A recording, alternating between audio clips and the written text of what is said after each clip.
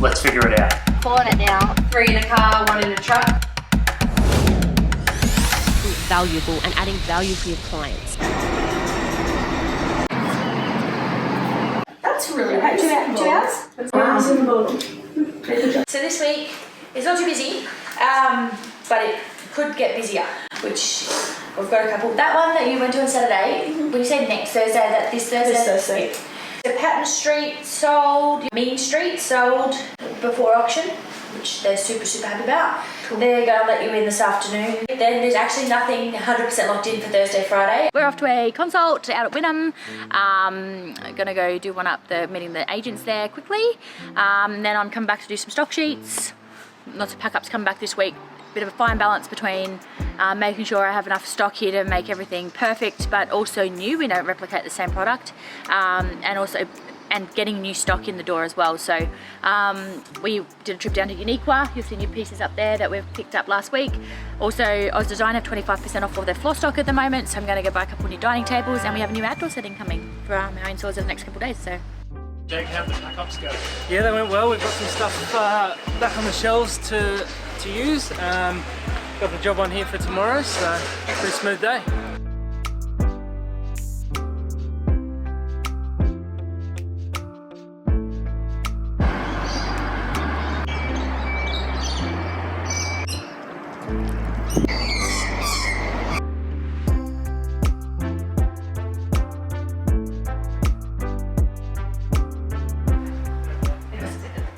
So Candy, how did your install go this morning?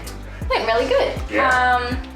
So we did a 5-bedroom partial. So I actually have really nice stuff, and it was quite high-end stuff, I would say.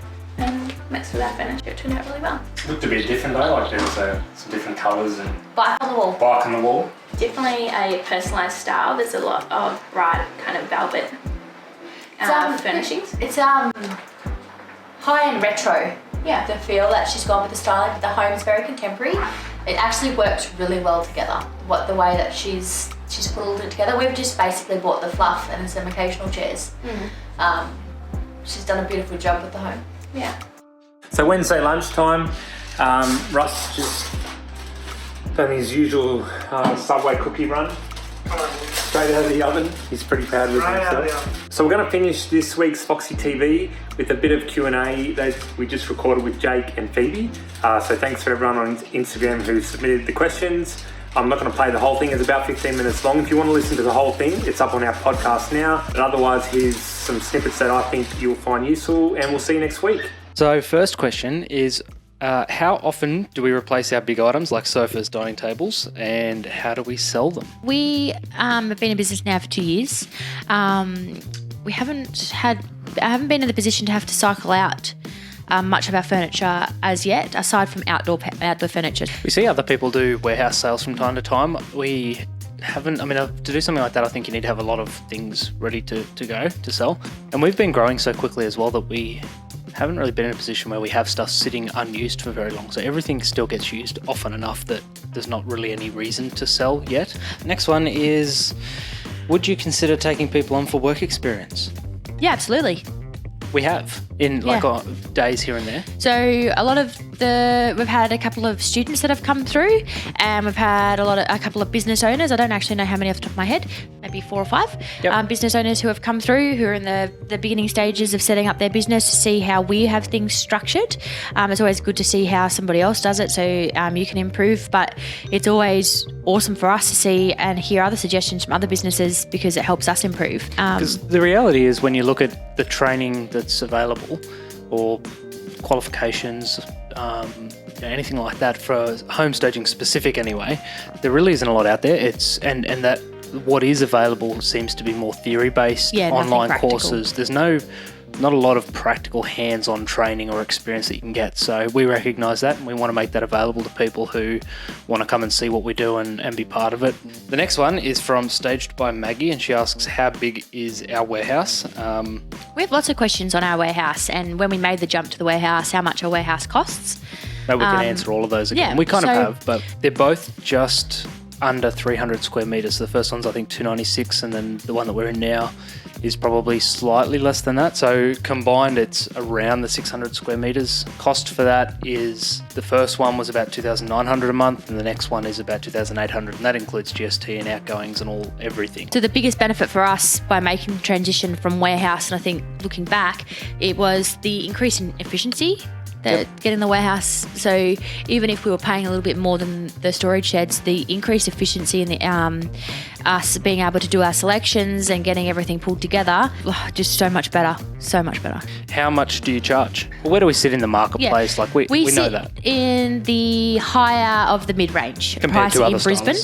Compared to other stylists, yeah. So for a 3-bed, 1 living home with 1 outdoor space, you're looking around $3,500 for a 6-week campaign. Our pricing works out about $900 per living space to add on from there, and $450 per bedroom. But everything else at this stage is individually priced as to how much furniture we're bringing into that property. We really want to move away from that pricing scheme. It's something that's a bugbear for you. Well, we're not a furniture hire company. You're paying for our styling services. I also don't like building, which we kind of still do to a degree. Like we know how much a room costs based on average, what kind of goes into that room. But what I don't like about it is if we price it up based on individual items, like a partial where we style. get to the end and say, well, we've quoted for no occasional chair in a particular room, for instance, then we get there and realise it needs one. We don't want to be held to that where, well, we didn't quote for that chair, so we're not putting that chair in. Yeah. Whereas we want to be more open and say, look, this is the price and we'll do what needs to be done to give the best results. So if that means bring a chair, then we'll bring a chair and we don't have to worry about the fact that we haven't quoted for it. We'll go from Raf, and he has asked, have you noticed the number of properties being styled for sale is increasing significantly? So yes, I have noticed that there are more properties. You scroll through realestate.com, there are a lot more properties that are styling within certain suburbs. And the last question I've got here is from our very own Cody, who has asked, what are your plans if another financial crisis hits? I'm going to fire you. And